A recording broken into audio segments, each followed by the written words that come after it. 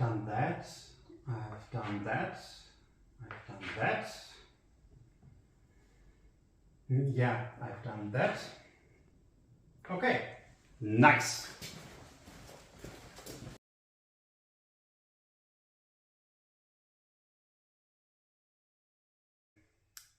Hello and welcome to the last part of this series. So just that you know what I'm trying to achieve here, we have to shape this part.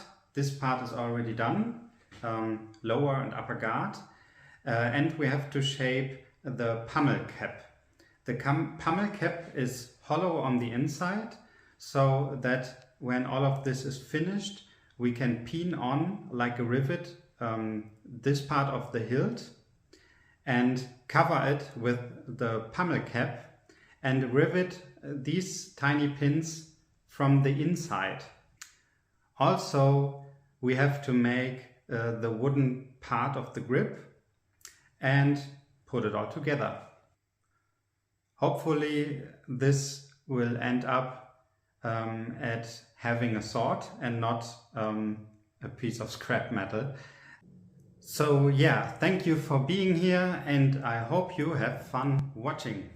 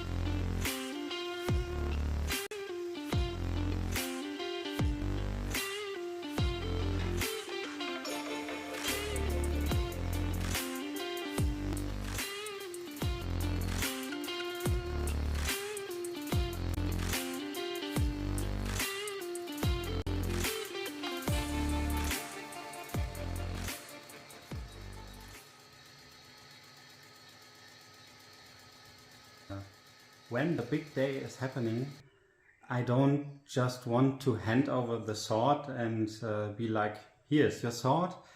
I want it to be something personal.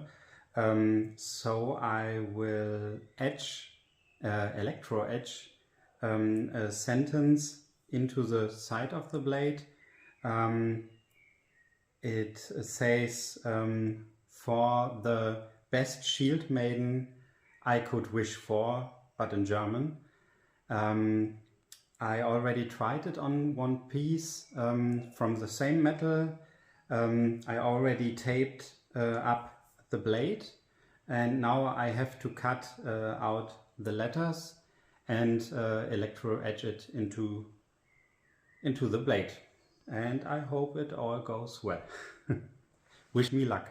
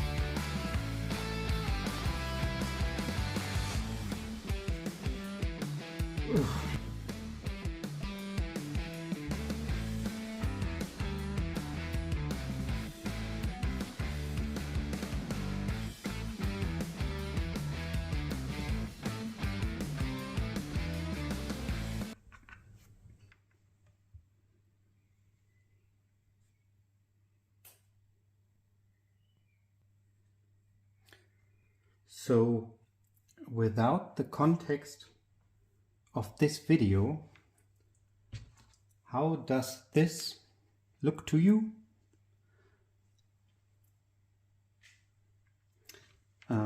For those of you who aren't familiar with what I'm doing now, this is called electro etching, I think. And as far as I understand it, I'm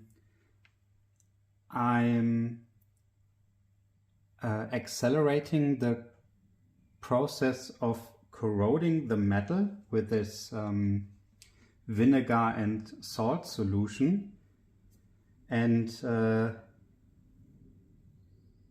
eat away this part that is not covered with this electrical tape, and it leaves an imprint that is fairly quick and fairly good to be seen, I think. This is the first time I tried it, and I'm pretty happy with the result. There are a lot of good videos who explain it on the internet. Thanks to those. Am I using those correctly?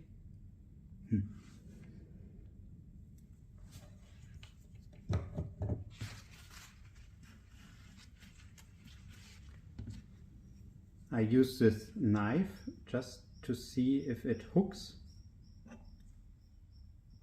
if it's deep enough, because when the electrical tape is away, I don't think you can get it back in the same way, but I think that's good. Let's see.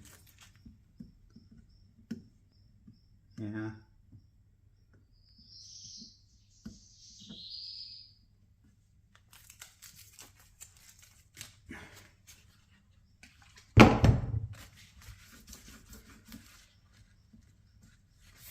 This is nice.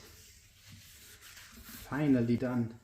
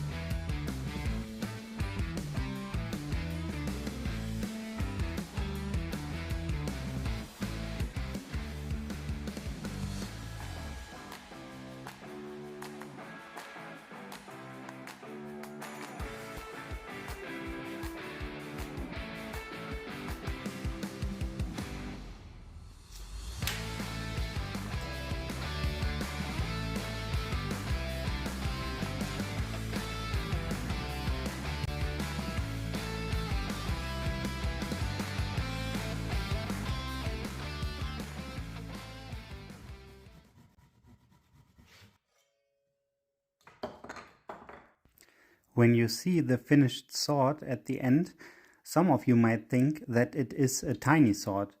Well, it is. It is made to fit in the hand of my fiance, and all the other dimensions are based on that.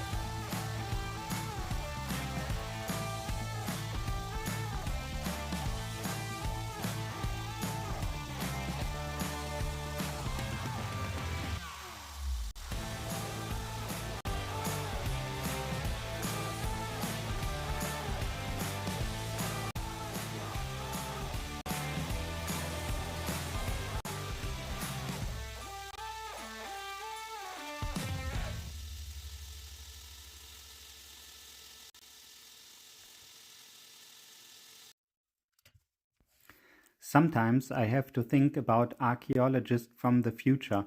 Our time must look funny to them, like they had advanced weapon systems like nuclear missiles, but somehow in the beginning of the 21st century they started forging swords like crazy.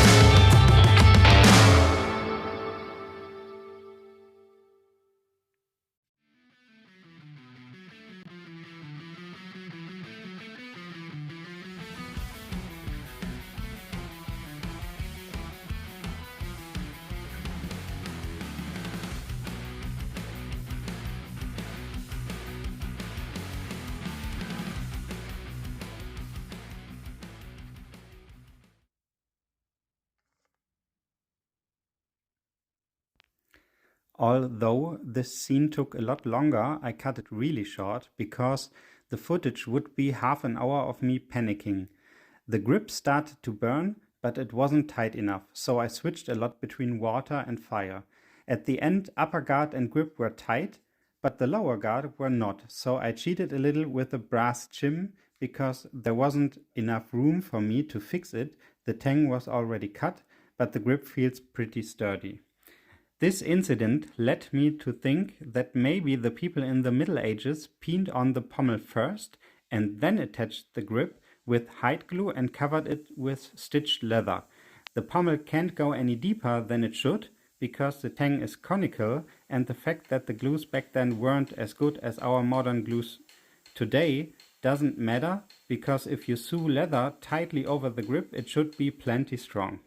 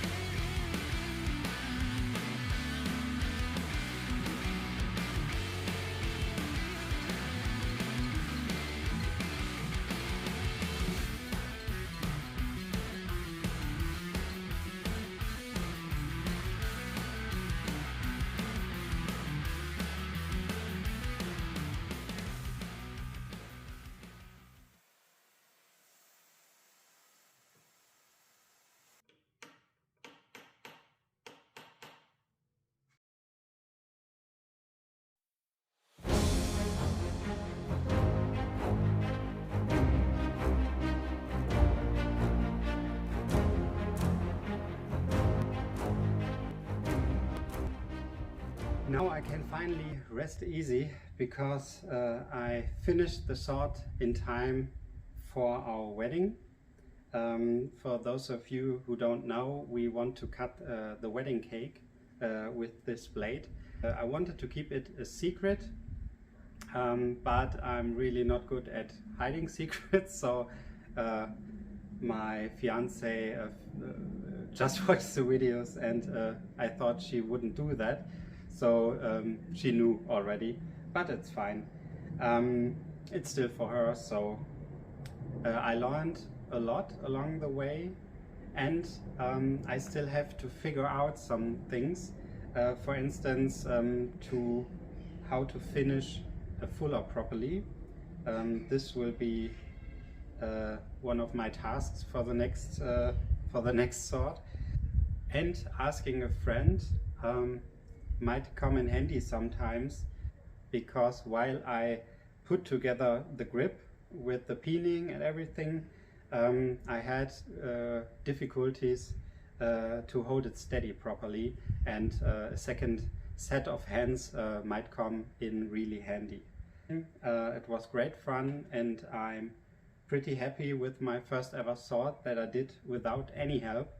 And now let's shop some water bottles.